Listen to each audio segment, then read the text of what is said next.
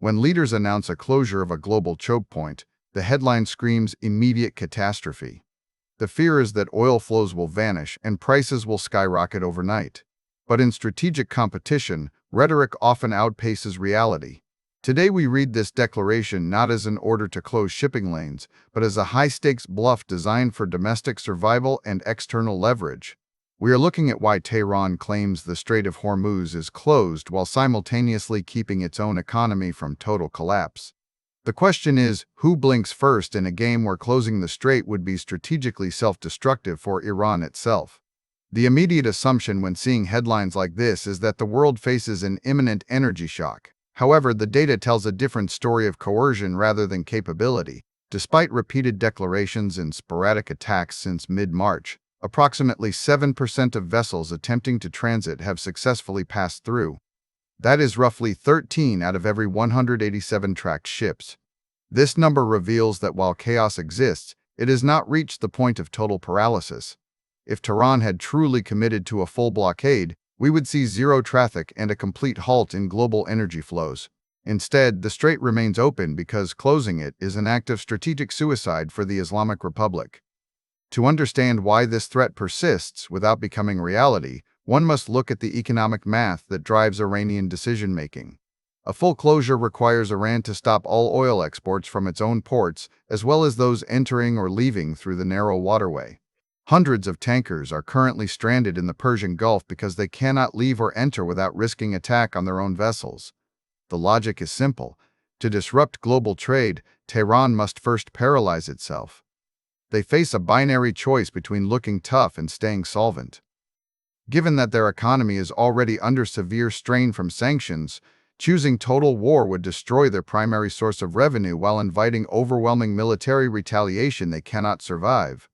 This creates an incentive gap where the threat serves as leverage, but the action remains off-limits because it guarantees regime instability rather than victory. Quick resource note. I keep a curated set of Amazon search links in the description for books, gear, and tools relevant to this channel's topics.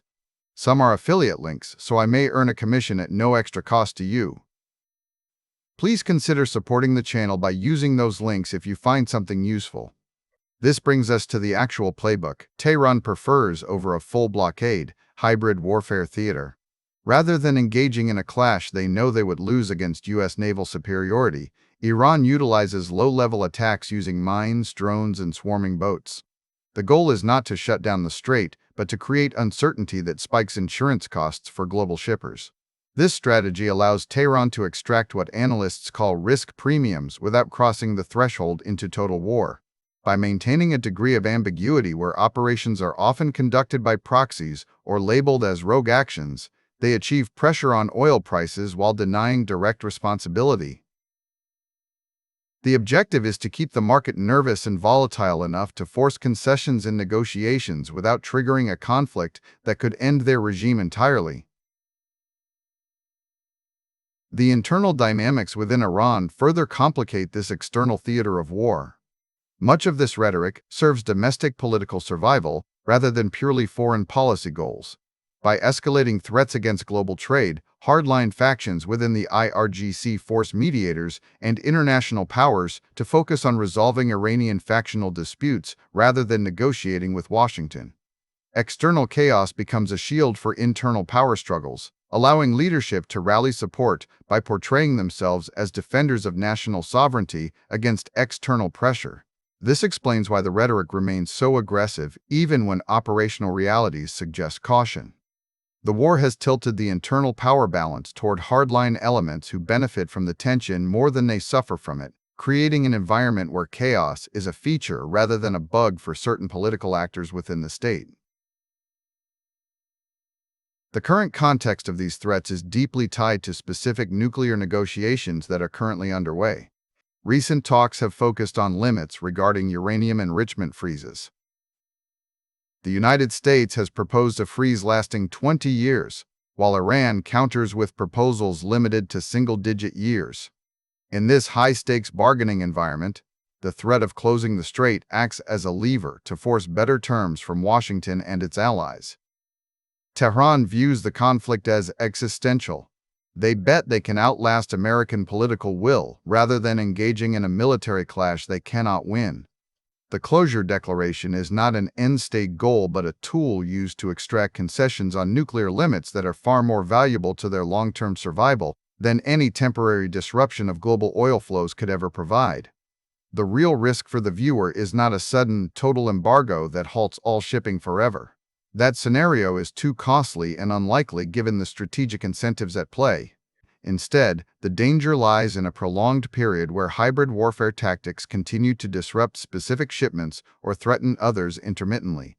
This keeps insurance rates high and oil prices volatile without triggering World War III. The U.S. strategy has adapted to this reality by focusing on what analysts call blockading the blockaders.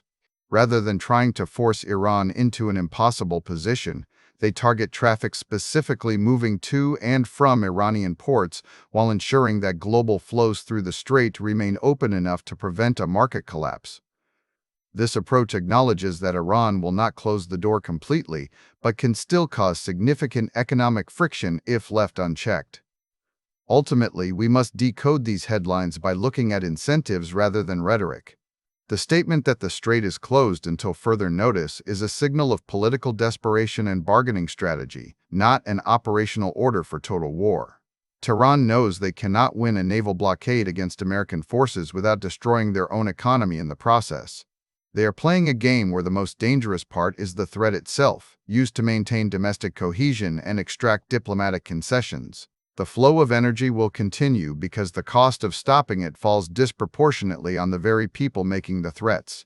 For curious observers following world events, the takeaway is that global stability relies not on Iran's ability to close the strait, but on their inability to afford doing so without facing catastrophic consequences for themselves.